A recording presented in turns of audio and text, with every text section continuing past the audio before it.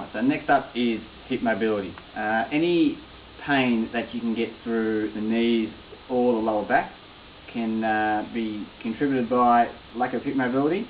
That comes about when overuse, and if you've got a lack of mobility through the hips, then you'll go for mobility at the knee or the lumbar spine, which requires stability. So it's not built to move, but it can move if it needs to, and that's where the onset of pain comes in.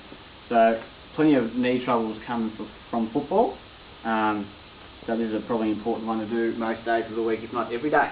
So first we'll test, and the stretch in the test is basically the same thing, is internal rotation of the hips, so that's where your knees comes in. So if you just lay down on a mat, on the ground, put your feet evenly apart from each side, just relax back, okay, just let them fall in evenly. So try and keep the sole of your feet basically flat on the floor. There can be a little bit of the outside coming off. You don't want to fall in like that though. Just let them come in passively, so don't pull them in. And then from there, you can have a look up and you can have a see the angles of your lower leg and see how even they are, as well as the angles of your femurs here. Mine aren't too bad. I've got a little bit less on this side than on the left side. So you can just hold that stretch 30 seconds to a minute. The longer you hold the stretch, the more of a stretch you're going to feel. So you could feel it coming right through the groin there, coming down here, the outside. You might even feel it come up the back from the glutes into the hamstrings.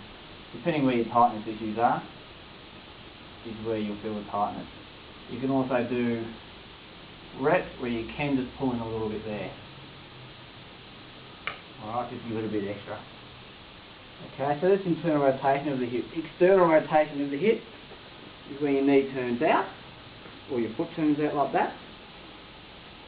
The way to test this is, again, lay on your back, just pop your foot over your knee, okay, keeping the extended leg side of your back flat on the floor. Just let this knee drop down passively, so you're not pulling it down, and then just check how far I can get. Ideally you want to be able to get almost parallel to the floor. I'm a bit tight in my hip external rotators, and you'll see that this side is probably even worse. So from there you can just check, have a look at the angle again, alright? Compare both sides. The side-to-side differences is worse than just a dud result all around. Alright, and then from here, okay, you can see that's up a bit higher. So I'm very much tighter on this side than this side. Alright, from there you can see how much stretching you need to do. So if you have a muscle imbalance or a range of motion imbalance, then your program needs to be imbalanced. I don't need the same stretching for this side as this side, because this side is not as bad. So for a hip external rotation stretch, you can use a bench or a chair or a table. You can do it standing. Put the leg up flat on here, put yourself on the bench, try and keep all this flat on the bench. Just try and let your weight sort of fall down towards the floor. You'll get this through the glutes as well, more than likely. It's a pretty harsh stretch actually, it's going to be hard to hold. Okay, try and stay up as straight as you can, so don't come over too far.